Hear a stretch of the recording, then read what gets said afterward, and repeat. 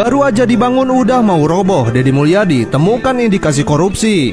Kali ini Kang Deddy mendapat laporan tentang adanya sebuah bangunan yang kemungkinan akan segera roboh. Telisik demi telisik, ternyata bangunan tersebut sumber dananya berasal dari Provinsi Jawa Barat. Namun anehnya, dana yang mencapai 100 miliar itu tidak sebanding dengan kualitas yang dihasilkan. Lalu pertanyaannya, apakah ini semua ada indikasi korupsi? Padahal gubernur di tahun itu adalah Ridwan Kamil yang baru saja terpilih, di mana kita tahu dia merupakan orang yang dikenal sebagai arsitek pembangunan. Pak Gub, ini saya ada sedikit mau curhat. Islamic Center itu masjid itu gagah simbol keagamaan, simbol Indramayu. Tapi sebenarnya itu udah mau ambruk, Pak Gub. Itu bahkan saya aja udah jarang ke situ, Pak Gub. Jadi di luar kelihatannya itu bagus, tapi maksudnya kalau kita lihat, tapi sebenarnya itu temboknya udah misah. Itu tahun berapa sih dibangunnya? Masih 2018. Kontraktornya Sopo. Oh, tahu. Ada pasti kan? Audit dulu Pak Karkim. Audit duluan. Saya mau nutup itu. Audit inspektorat suruh hitung kembali itu bahan-bahan yang dipakai segala macamnya. Punya kabupaten atas bantuan dari provinsi. Buat provinsi ya. 100 miliar lebih ya waktu itu ya. Ya kasih bantuan masjid tapi dalam belum 10 tahun udah meroboh. Ya nanti diaudit dulu, audit investigatif ya sifatnya, kemudian nanti diputuskan ditutup setelah audit investigatif. Ditutup dan kemudian nggak boleh berhenti di situ penyelidikan. Ya kan aneh kalau nggak ada penyimpangan kan nggak mungkin. Assalamualaikum warahmatullahi wabarakatuh. Apa kabar teman-teman? Dan balik lagi di kanal YouTube Geng Cepi.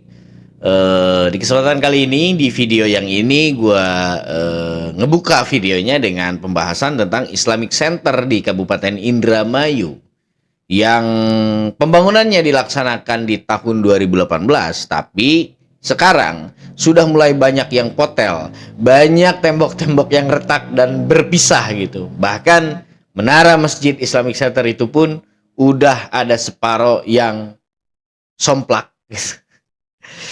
Jadi di sini Kang Deddy Mulyadi memerintahkan untuk timnya mengaudit lagi gitu inspektorat dan untuk meminta keterangan dari inspektorat soal rincian dana yang pada saat itu dipakai ataupun digunakan untuk membangun Islamic Center di Indramayu. Si abang bupati ini sekarang ini nggak tahu gitu pada saat itu ya apakah ada tim ujinya gitu kan, tim surveinya apa gimana gitu, karena mungkin ya abang ini kan waktu itu Bang Luki Hakim ini belum menjabat sebagai bupati lah di Indramayu, dan ini katanya merupakan proyek bantuan dari pemerintah provinsi yang nominalnya, besaran dananya, anggarannya itu adalah 100 miliar rupiah. Dana yang cukup besar dan nggak sedikit. Persoalan ada penyelewengan atau tidak mungkin saat ini sedang didalami oleh Pemprov dan memang belum ada berita lebih lanjut gitu soal ini, belum ada konfirmasi lebih dalam lagi soal apakah Pemprov Jabar menyerahkan permasalahan ini ke aparat penegak hukum. Nah, dan sepertinya menurut netizen di Jawa Barat gitu, gue lihat di komen-komennya bahwa ada indikasi korupsi gitu di dalam penanganan proyek ini gitu, karena nominalnya gede banget tapi dapat bangunan yang ya rapuh lah gitu, kayak kerupuk gitu kan. Mungkin ya gue juga kurang paham sih, tapi lihat di gambarnya tadi ya memang udah ada beberapa bagian dari masjid itu yang memang udah rusak parah gitu kan.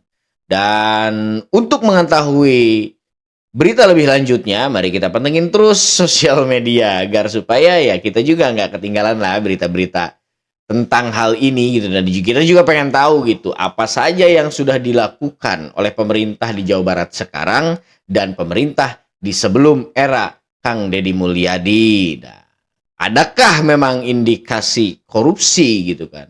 Adakah memang temuan-temuan kejanggalan gitu? Penyelipan anggaran di sana gitu. Penyelewengan anggaran yang memang mungkin enggak sih kalau berlebihan, tapi ya lumayan gede juga gitu kan. Pasti kalaupun indikasi itu benar-benar terbukti gitu ya teman-teman. Mari kita saksikan video selanjutnya. Kang Deddy lagi, dan KDM lagi. Teman-teman sekalian, gara-gara Kang Deddy Mulyadi, semuanya menjelaskan betapa negeri ini masih begitu miskinnya teman-teman. Saya akan berbicara dalam konteks strategic management dan tidak ada muatan politik sama sekali dan tidak ada dukung-dukungan dengan Kang KDM. Saya nggak kenal dengan beliau, tapi saya melihat dari sisi perspektif yang saya pahami dalam konsep strategic management. Teman-teman sekalian, dalam pembangunan yang hingar-bingar dilakukan di Indonesia, begitu banyak gedung pencakar langit, begitu panjangnya jalan tol yang kita miliki dengan bangunan yang begitu kokoh dan kuat, sangat mewah.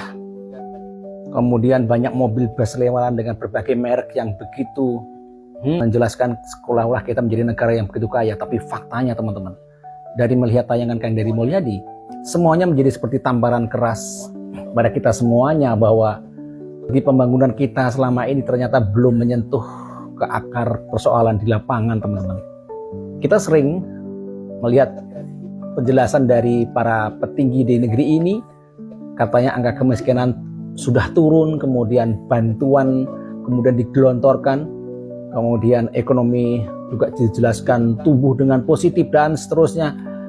Tapi fakta di lapangan teman-teman, orang masih banyak tinggal di bantaran sungai, kemudian ada orang yang berebut besi rongsokan dari bekas gusuran. Bayangkan teman-teman. Coba Anda lihat video-videonya Kang Deddy Mulyadi. Satu ngeri sekali. Kemudian dan juga banyak saudara kita yang masih makan seadanya. Dan inilah yang dalam konsep manajemen strategik disebut dengan kegagalan eksekusi strategi, di mana eksekusi strategi yang dijalankan itu ternyata tidak nyampe ke rakyat kecil, hanya menyasar kepada kelompok tertentu. Dan ini tentunya PR buat kita semuanya, karena saya melihat KDM ini spesial teman-teman, karena dia mau turun ke lapangan, bahkan modal dengan uangnya sendiri, hasil dari sebagai YouTuber, dan bukan uang recehan yang dia keluarkan, dan itu spontan.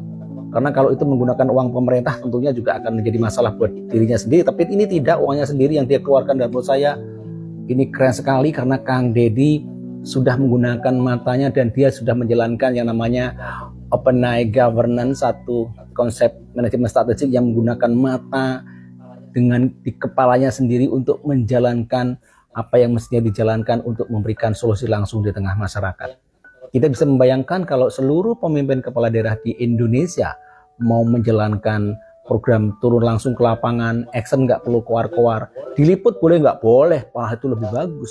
Dan akhirnya rakyat merasakan manfaat yang luar biasa, dan ini tentunya hal yang positif dan perlu ditiru dan dijalankan. Dan saya berharap para kepala daerah yang melihat tontonan ini, Anda semuanya nggak perlu malu untuk mencontoh yang baik, karena kebaikan itu dicontoh boleh, kalau yang buruk-buruk jangan. Semoga ini bermanfaat.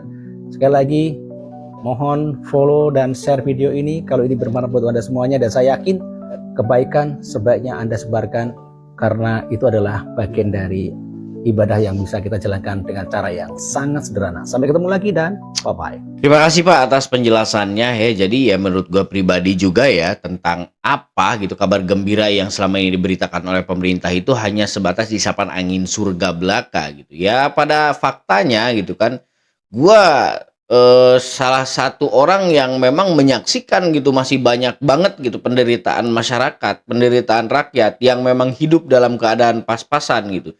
Jadi ukuran masyarakat gitu, khususnya mayoritas masyarakat Indonesia itu sekarang makan itu bukan tentang seberapa banyak gizi ataupun nutrisi yang terkandung, tapi yang mereka kejar itu cuman kenyang gitu. Itu kan artinya sebagian besar masyarakat Indonesia itu masih tinggal di bawah garis kemiskinan.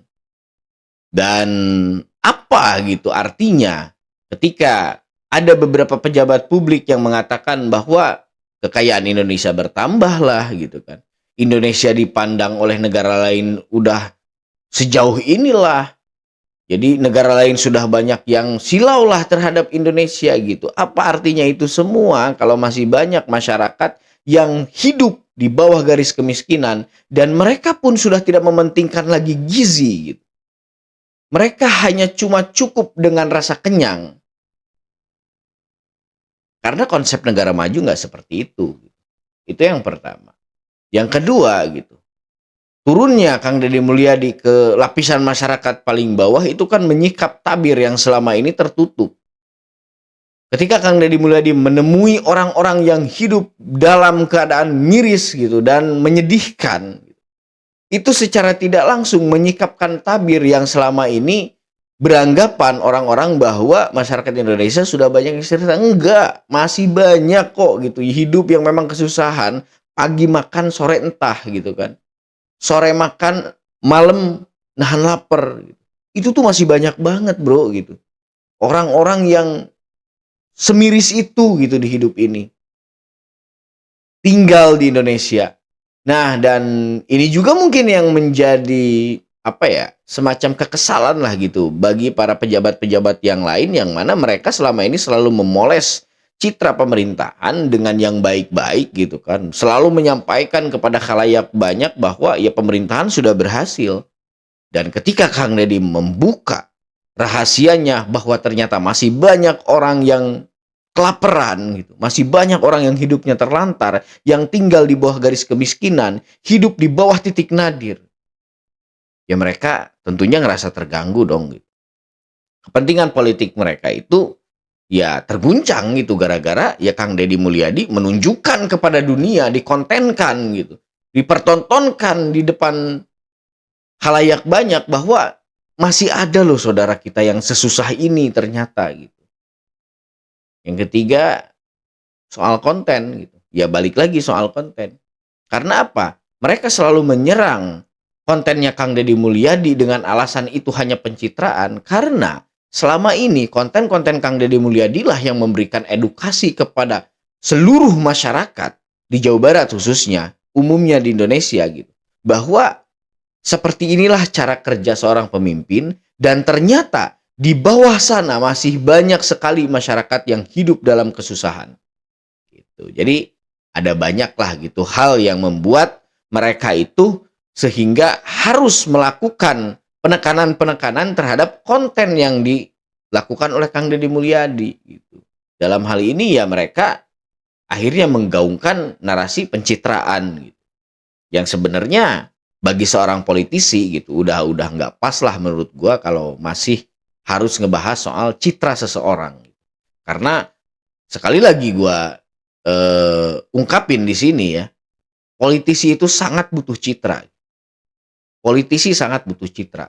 Mereka itu ingin duduk sebagai wakil kita ataupun sebagai pemimpin kita di pemerintahan. Itu kan butuh ribuan bahkan jutaan suara. Sementara mereka itu nggak bakal kenal semua dengan berjuta-juta orang ini gitu. Caranya gimana? Lewat kampanye. Citra yang dibangun gitu. Jadi kalau masih ada politisi yang mengatakan Kang Deddy Mulyadi sebagai gubernur yang kerap melakukan pencitraan, yaitu menurut gua ilmu politiknya belum kemana-mana gitu. Karena ya mereka bisa terpilih itu kan karena citra mereka. Citra yang sengaja mereka bangun, baik itu tulus ataupun tidak. Gitu. Jadi apalagi yang tulus gitu kan. Memang ya citra itu harus. Jangankan bagi para politisi. Sudah gue bilang, sebagai seorang masyarakat biasa aja gue mesti ngebangun citra gue di kampung tempat tinggal gue gitu. Dengan tetangga gue harus ngebangun citra gue sebaik mungkin. Agar supaya ya gue bisa dikatakan sebagai orang yang sukses bersosial gitu. Jadi yang pertama Pak Doni Talutung pinjam ke Bank Harta. Betul. Berapa nilai pinjamannya? Di Harta itu sekitar 3,8 miliar. Kemudian di take over oleh 3 BPR Pak. oleh 3 BPR. Kemudian ketika di take over ada top up lagi pinjaman. Betul Pak. Jadi berapa? Sekitar 6 M. Oh, jadi sekarang tunggakan Pak Doni Talutung entah di mana itu. Betul. Ya kan namanya Doni Talutung entah di mana kan. Iya betul. Kemudian semuanya 6 miliar. Total pokoknya Pak. Pokoknya 6 miliar. Pokoknya 6 miliar. Dengan bunga? Dengan bunga itu kita hitung total sampai hari ini di angka semuanya ya Pak. Termasuk biaya-biayanya itu sekitar 16,8 miliar. Karena sudah tertunggak macet dari 2019. Ya segitu. Tapi kan kalau saya bisa nawar Pak, Ya daripada nggak dibayar, Pak, ikut-ikutan.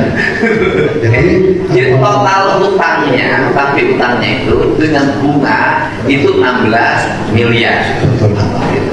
Apa harapan Bapak sebagai sindikasi bank sebagai yang memberikan pinjaman? Harapan kami satu Pak, lunas. Statusnya saat ini adalah berupa aset tersebut sudah menjadi milik bersama bank. Oh, Karena itu bank mengajukan eksekusi untuk pengosongan kepada aset bersama milik bank ini Pak. areal itu termasuk dengan yang 1000 meter itu. Betul Pak. Semuanya sudah asetnya bank. Betul. Karena kan sudah dilelang. Betul Bapak. Dan lelang yang kami lakukan sudah 8 kali Bapak. Jadi tidak sembarangan kami mengambil keputusan tersebut. Dan kemudian kalau itu ingin kembali lagi menjadi milik gereja, maka harus dilunasin. Betul. Jadi kita saat ini posisinya jual beli Bapak. Jadi bukan pelunasan hutang kembali karena itu urusan antara kami dengan Pak Doni Tantung. Karena sudah dilelang. Betul. Karena sudah dilelang. Dan sudah melelang dan sudah dari nama Bapak. Oke, sudah atas nama bank. Jadi kalau kami mau beli, boleh nggak beli yang ada gerejanya aja? Nggak ada akses jalan. Nggak ada akses jalan. Jadi harus semuanya. Betul Bapak. Kalau beli mau berapa jualnya? Dari Bapak, mohon maaf itu. Namanya berapa Pak? Kalau saya 6 miliar aja. Karena, iya kan?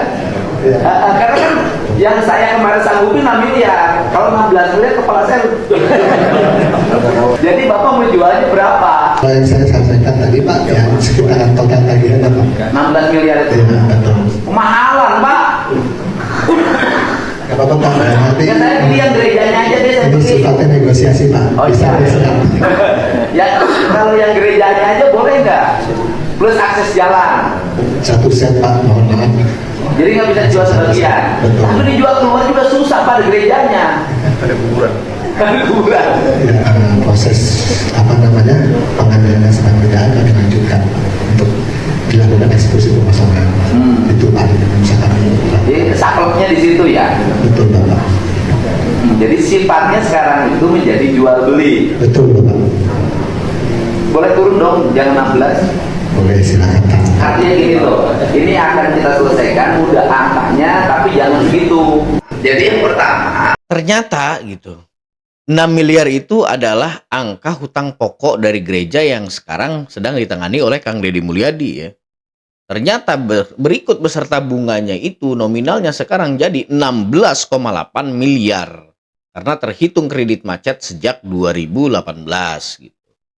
Kan.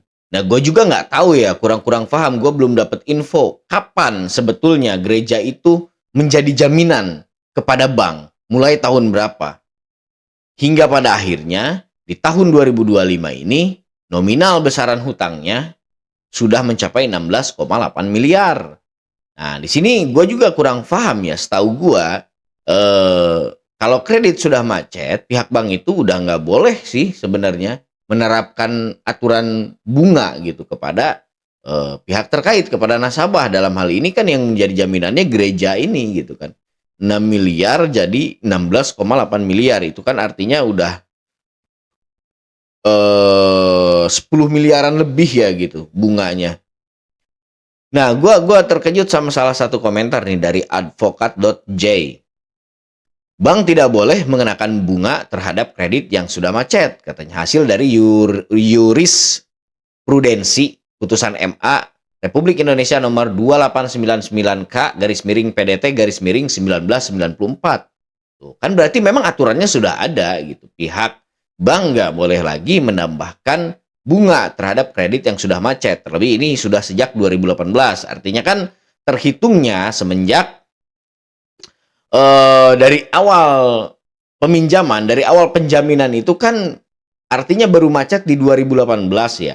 19, 20, 21, 22, 23, 24, 25, 7 tahun. Macetnya kredit yang dialami oleh gereja tempat sekarang Kang Deddy ngurus gitu kan. Nah, dalam artian dari 7 tahun ini gitu kan, artinya misalkan tadinya bunganya sekian, misalkan dari 6 ketika dilunasin itu beserta bunga gitu. Jadi 10 miliar katakanlah gitu kan. Ini kan udah enggak, udah ngebengkaknya jauh banget gitu, udah 3 kali lipat bahkan gitu kan. Jadi semogalah gitu ada keringanan gitu dari pihak bank, karena kan ini menyangkut umat juga gitu. Umat yang memang dalam hal ini saudara-saudara kita dari umat Kristiani gitu kan. Semoga ada solusi gitu. Menyangkut ini juga rumah ibadah bagi saudara kita umat Kristiani, dan ada keringanan lah tentunya gitu dari pihak bank. Komen saya yang keempat itu saya arahkan untuk Pak KDM, Bapak Aing. Ya, saya sebenarnya termasuk orang yang sangat-sangat senang dengan kepemimpinan beliau, Pak KDM, di Jawa Barat, karena gercep gitu ya, dan langsung datang ke lokasi gitu ya, nggak cuma di kantor nelpon, nggak kayak gitu, tapi memang orangnya kesana kesini gitu ya, langsung meninjau rakyatnya dengan sebaik-baiknya. Saya sebenarnya setuju dengan itu, tetapi saya mohon Pak KDM, saya kritik dalam hal ini, jangan membiasakan diri untuk ngasih duit pribadi kepada korban kerusuhan atau kepada orang yang dalam hal ini menjadi korban intimidasi. Please, jangankan kemarin itu Pak KDM ngasih uang 100 juta dari kantongnya sendiri. Itu saya harap jangan seperti itu. Karena apa? Karena kerukunan antar umat beragama itu tanggung jawab dari negara. Kemudian hak untuk beribadah, hak untuk beragama itu dijamin oleh negara. Jadi kalau negara gagal untuk melindungi orang-orang beribadah, maka itu adalah tanggungan negara. Maka yang harus ngasih duit 100 juta itu dalam tanda kutip, itu seharusnya adalah negara, bukan individu. Kalau misalkan Pak KDM mau ngasih 100 juta, kasihlah itu dari uang provinsi, bukan uang pribadi. Karena di sini masalah duit tuh masalah yang bermasalah, Baraya. Jadi maksudnya gini, kalau misalkan KDM ngambil 100 juta untuk uang pribadinya, itu disebut korupsi kan. Tapi bagaimana kalau sebaliknya, dia ngasih ke orang lain dari uang pribadinya, tapi itu bawa jabatan. Nah, ini kan sebenarnya juga riskan ya dalam hal ini. Ini bisa aja disebut sebagai pencitraan, ini bisa aja disebut sebagai politik uang untuk masa depan gitu ya, tabungan untuk menggait simpati dan sebagainya. Saya sih dalam hal ini kurang setuju dengan itu. Jadi biarkan uang yang dipakai itu adalah uang negara. Nah, nanti negara berkewajiban untuk menghukum para pelaku sambil memaksa mereka untuk bayar ganti rugi. Jadi negara dulu yang bayar, kemudian negara itu melalui pemerintah itu tarik duit dari orang-orang yang bapak-bapak miskin yang tadi itu, yang nggak ada kerjaan. Nah itu bapak-bapak itu ambilin, kan 8 orang katanya tersangkanya ya. Nah itu 100 juta bagi aja 8 buat mereka gitu. Jadi 12 juta ewang katakanlah. Nah itu komen saya tanpa mengurangi rasa hormat saya kepada Pak KDM. Komen saya yang keempat itu saya arahkan untuk Pak KDM. Jadi bagus juga ya ide dari Guru Gembul ini, karena ya memang itu tanggung jawab negara sebetulnya kan, dan KDM juga mungkin punya alasan lain kenapa KDM harus merogoh koceknya pribadi untuk membantu korban kerusuhan itu yang memang nominalnya gede banget gitu, 100 juta. Nah, di sini mungkin Kang Deddy Mulyadi juga punya pertimbangan lain gitu. Ya terlepas dari brilian sebenarnya ide yang disampaikan oleh Guru Gembul itu, dan alhamdulillah mengedukasi kita juga, ternyata memang itu tuh tanggung jawab negara loh gitu kan. Kerugian-kerugian atas kerusuhan yang terjadi di sebuah wilayah itu ya memang harusnya negara bertanggung jawab, karena itu aturannya ada gitu, undang-undangnya ada, dan kita baru tahu sekarang loh gitu. Terima kasih Guru Gembul atas edukasinya. Dan untuk KDM ya, ini feeling gua ya, gua rasa ya KDM juga ngebaca sih ke depannya, karena sekarang dia tengah jadi sorotan gitu kan. Banyak juga masyarakat yang belum paham soal aturan ini gitu, bahwa ternyata negara itu wajib mengganti rugi gitu sisa-sisa kerusuhan yang ada. Nah, yang ditakutin mungkin oleh Kang Deddy Mulyadi ini, di mana Kang Deddy Mulyadi merogoh dana dari pemerintahan dan digelontorkan untuk membantu dalam kerusuhan, itu bakal banyak lagi nih provokator-provokator di belakangnya. Deddy Mulyadi seenaknya aja nih katanya pakai duit negara buat ngebantu itu, yang sebenarnya itu cuma jadi tunggangan politik dia gitu. Itu tuh untuk ngebangun citra dia pribadi gitu kan. Nah, itu kan bakal terjadi komen-komen seperti itu gua rasa gitu, kalau memang ya, karena kita juga sadar diri lah gitu, mayoritas masyarakat kita itu belum sepenuhnya paham terhadap hukum dan juga aturan yang berlaku gitu kan. Itu makanya banyak sekali gitu kan aparat-aparat yang sudah ngerti hukum gitu membodohi rakyat dengan cara mereka memutarbalikan hukum gitu. Jadi ya bakal seperti itu mungkin bacaan Kang Deddy Mulyadi tadi. Jadi pikir Kang Deddy Mulyadi daripada gua ribet lah, udahlah pakai duit gua pribadi aja, toh duit gua juga ada gitu kan, dan gua juga ikhlas gitu buat ngebantu saudara-saudara gua korban kerusuhan. Mungkin begitu sih cara pikir Kang Deddy Mulyadi. Tapi gua respect sama Guru Gembul karena ternyata gitu selama ini ada loh, pemerintah itu ternyata wajib gitu untuk mengganti ganti rugi dari sisa-sisa kerusuhan lah gitu istilahnya. Terima kasih.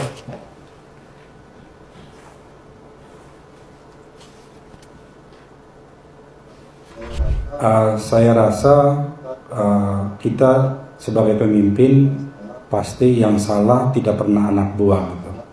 Yang salah adalah pemimpinnya. Makanya saya hari ini sebagai pimpinan, sebagai direktur utama PT Agrinas Pangan Nusantara tidak akan membebankan tanggung jawab ketidakberhasilan kami selama 6 bulan ini untuk mewujudkan apa yang diamanahkan kepada kami, dan saya mengambil tanggung jawab dan saya sampaikan pengunduran diri saya itu sebagai bentuk tanggung jawab saya, dan saya terus terang saja malu memimpin perusahaan ini selama 6 bulan dan tidak bisa berkontribusi.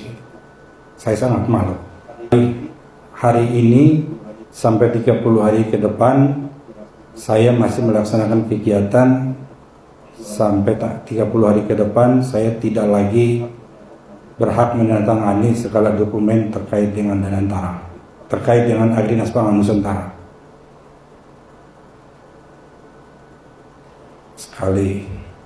Sekali lagi saya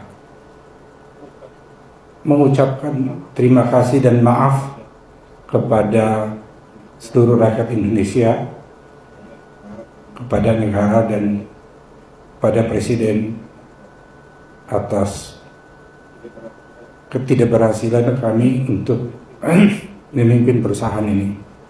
Terima kasih. Jadi komentar dari netizen ini lain-lain ya terkait mundurnya di Rut BUMN. Ada yang suuzon, ada juga yang husnuzon gitu.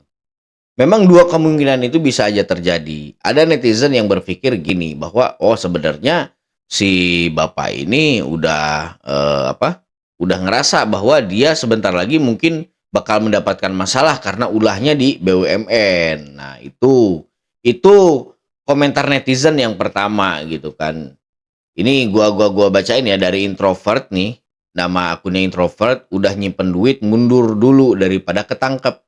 Nah, ini kan salah satu golongan netizen yang suuzon gitu. Dan ada juga nih yang berkomentar gini, respect Pak katanya, Anda lebih baik dan lebih terhormat daripada mereka yang masih haus akan jabatan padahal nggak mampu. Gitu. Komentar dari Continue. Nah, terserah kalian mau ada di pihak mana gitu. Dua-duanya ya konsekuensinya kita yang nanggung gitu. Kalian mau bersuuzon kah atau berhusnuzon gitu. Nah, suuzon ya kalian tahulah konsekuensi dari suuzon apa gitu. Kalau husnuzon ya kalian juga tahu keutamaan atau pahalanya bagaimana gitu kan. Jadi ya lebih baik kita berhusnuzon ya, dan gue pribadi sih respect. Karena Bapak ini sudah mengakui bahwa ya Bapak ini nggak mampu gitu kan untuk mengembangkan mungkin BUMN yang harusnya tugas dia itu membuat BUMN itu semakin maju lagi dan semakin berkembang lagi. Mungkin ya dalam 6 bulan kepemimpinan beliau merasa bahwa belum ada apapun yang beliau kerjakan yang memang bakal ngebuat BUMN itu semakin maju gitu dan semakin eksis. Jadi beliau lebih memilih mundur, dan gue respect sama orang-orang yang seperti ini gitu. Daripada terkesan memaksakan, terseok-seok yang pada akhirnya BUMN-nya bakal rusak. Kalau BUMN udah rusak, yang rugi siapa? Negara. Ya rakyat-rakyat juga ujung-ujungnya gitu. Saya respect sama Bapak di Rut BUMN yang sekarang mengundurkan diri gitu pada akhirnya. Semoga Bapak diberikan kesehatan dan terus dijaga kejujurannya oleh Tuhan Yang Maha Esa. Amin.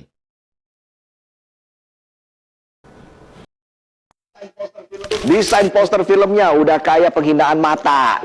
Kalau kata anak desain grafis, sampah visual. Warnanya tabrakan kayak seragam futsal sponsoran bengkel tambal ban. fontnya random. Jangankan bocah suruh nonton, Photoshop bajakan aja malas nyimpennya. Kita bahas soal nasionalisme yang dijadikan bungkus narasi di film animasi asal jadi. 14 Agustus nanti rakyat akan disuguhkan karya agung bertajuk Merah Putih One for All. Film yang diharapkan membangkitkan nasionalisme. Film animasi yang konon katanya persembahan monumental untuk 80 tahun kemerdekaan Republik Indonesia. Sebuah simfoni cinta negeri yang sayangnya penuh anomali dari ujung kepala sampai font poster. Posternya pakai font ala PowerPoint anak SD presentasi lomba 17-an.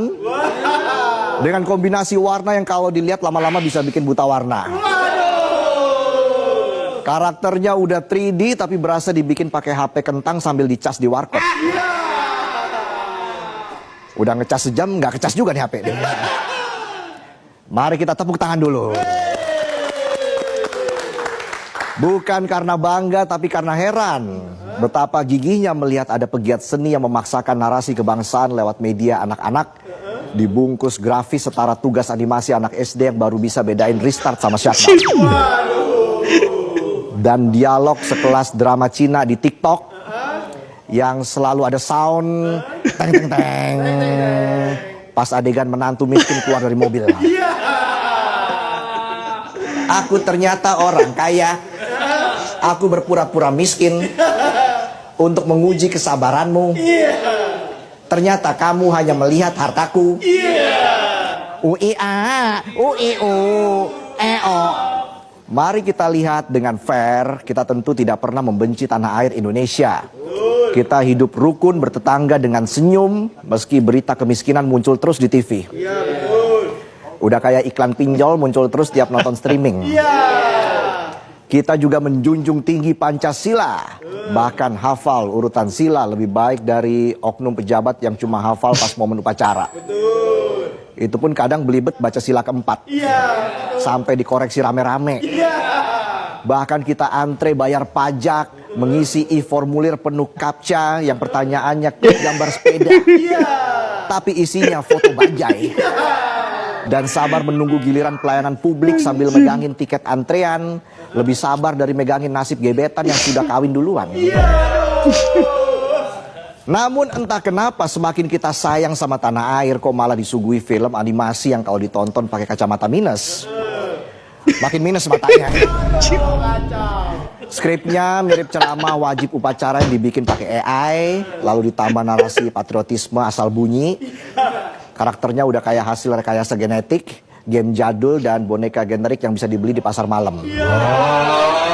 Muka beda sedikit, badan copy paste. Tapi tetap ada unsur keberagaman. Namanya aja film bertema nasionalisme. Kalau tanpa menampilkan tokoh dari bermacam etnis ya kurang lengkap. Udah kayak 17-an tanpa lomba makan kerupuk. Kurang mangap ya. Dialognya dipenuhi slogan semu, kami kecil tapi cinta kami besar. Cocok banget sama filmnya, besar narasinya, minim hasilnya. Dan yang paling mengesankan dubbingnya. Istilah kata voice overnya. Setiap kalimat terdengar kayak hasil audisi dadakan di warung kopi. Pemilihannya berdasarkan siapa yang nggak ngopi. Artikulasinya meragukan, intonasinya kaku kayak palang parkir. Anak-anak kita diajak percaya bahwa cinta tanah air bisa tumbuh lewat kalimat, tempelan, dan gaya bicara mirip tante-tante arisan lagi ngiklanin susu kuda liar. Desain poster filmnya udah kayak penghinaan mata. Kalau kata anak desain grafis, sampah visual. Jadi emang sekarang lagi rame banget ya bro, di sosial media memperbincangin soal film Merah Putih One for All. Karena kan film itu digagas oleh pemerintah Republik Indonesia yang kata netizen gitu. Visualnya itu buruk banget gitu. Ya gua nggak tahu ya karena gua bukan animator ya. Jadi gua nggak bisa. Gua juga bisa sih ngenilai mana grafiknya yang cakep gitu sama yang jelek gitu. Tapi karena gua nggak bisa ngebikin animasi, jadi gua nggak berhak lah gitu buat menilai bahwa itu tuh jelek sebenarnya gitu, karena gue juga nggak bisa ngebikin yang jelek-jelek acan gitu sebenarnya. Jadi gue nggak berani masuk ke ranah ini ya. Cuman yang menjadi fokus netizen saat ini kan anggarannya yang sebenarnya dibilang kecil. Untuk ukuran standar film animasi ya memang kecil sih. Hanya di angka 6 miliaran gitu. Tapi kalau hasilnya seperti itu, 6 miliar ya kemahalan. Jadi ya silakan teman-teman berikan komentar kalian untuk film yang bertema nasionalisme yang berjudul Merah Putih One for All. Saya persilahkan tuliskan pendapat kalian di kolom komentar. Dan ingat, berkomentarlah dengan baik dan bijak. Karena komentar yang bijak akan membuat kita semakin cerdas. Nahan emosi tapi bikin kita makin darah tinggi nggak sih? Tapi ya udahlah, kita hargailah itu. Memang itu karya anak bangsa dan pemerintah itu sudah ada upaya lah gitu buat ngebikin sebuah karya yang ya mungkin dengan harapan bisa membuat takjub anak-anak di Indonesia dan seluruh netizen dari Sabang sampai Merauke gitu. Walaupun pada akhirnya ya hanya menghasilkan cacian dan hujatan gitu di sosial media. Tapi ya terlepas daripada itu namanya juga kehidupan kan gitu. Kadang respon orang itu nggak sesuai ekspektasi kita ya sering kali terjadi sih. Jadi ya kepada pihak panitia gitu. Panitia 17-an. Jadi jangan berkecil hati dulu lah. Mari kita perbaiki gitu kualitasnya ke depannya gitu. Grafiknya, visualnya agar supaya ya film animasi bikinan pemerintah nggak dihujat lagi gitu ke depannya. Nggak apa-apa, kritikan itu wajar gitu. Hujatan itu juga ya harusnya bisa ngebangun kita lebih baik lagi ke depannya gitu. Itu aja sih. Apa sejarah Indonesia yang diajarin di sekolah tapi sebenarnya salah menurut guru Semua. guru. Nah, coba sebutin apa yang Kemerdekaan Indonesia tahun 1945, 17 Agustus. deklarasi kemerdekaan itu salah. Deklarasi munculnya sebuah negara itu benar. Kan deklarasi merdeka itu artinya ada sebuah entitas negara yang namanya Indonesia, terus dijajah sama Belanda, terus merdeka diri gitu kan. Ya sebelumnya kan belum ada Indonesia. Nama Indonesia sebagai sebuah entitas politik yang dijajah oleh Belanda. Gak ada. Jadi dulunya adalah kerajaan, kemudian disatukan menjadi Pax Nederlandica yang diberi nama merdekakan diri. Kalau mau mendeklarasikan kemerdekaan berarti namanya merdekanya Hindia Belanda. Nah, kalau itu mungkin kemerdekaan. Itu juga bisa diperdebatkan tapi lebih masuk akal daripada Indonesia merdeka tahun segitu. Dan itu pun baru deklarasi kemerdekaan, bukan kemerdekaan. Kemerdekaan itu berarti butuh dua faktor lagi. Yaitu apa? Faktor-faktor internal harus dipenuhi, faktor-faktor eksternal harus dipenuhi. Yang internal misalkan bahwa harus ada perangkat pemerintahannya harus ada, pada waktu itu belum ada. Jadi belum merdeka, baru klaim sepihak. Dan kemudian klaim sepihak itu harus dilibatkan pihak-pihak yang lain sehingga disebut sebagai bukan lagi klaim sepihak. Karena nggak diakui internasional kan di 1945 itu kan. Baru diakui 49 kalau nggak salah ya. Jadi misalkan kalau Akang misalkan ya, Palestina udah ngakuin tapi. Palestina juga bukan entitas negara pada waktu itu kan belum jadi. Negara-negara samping Palestina tapi juga ada ormasnya doang. Aduh. Yang pertama ya tetap aja Mesir kan, gara-gara Mesir benar. Iya, gara-gara Pak siapa itu di Indonesia tuh? Perdana Menteri Indonesia tuh. Sultan Syahrir. Yang pertama. Yang kedua siapa? Amir, yang ketiga Hatta, terus nah itu yang keempat itu tuh siapa sih? Saya lupa lagi. Nah, itu kan lobby politik sama orang Ikhwanul Muslimin di sana dan akhirnya deal. Ya udah, Mesir akhirnya menjadi negara pertama yang mengakui kedaulatan Indonesia. Tapi kan klaim itu tuh memang harus dipertanggungjawabkan. Maksudnya gini, saya punya ijazah, tapi ijazah itu tidak diakui oleh siapapun. Ya saya mau pamer kayak gimana pun tetap ijazahnya itu tidak berlaku.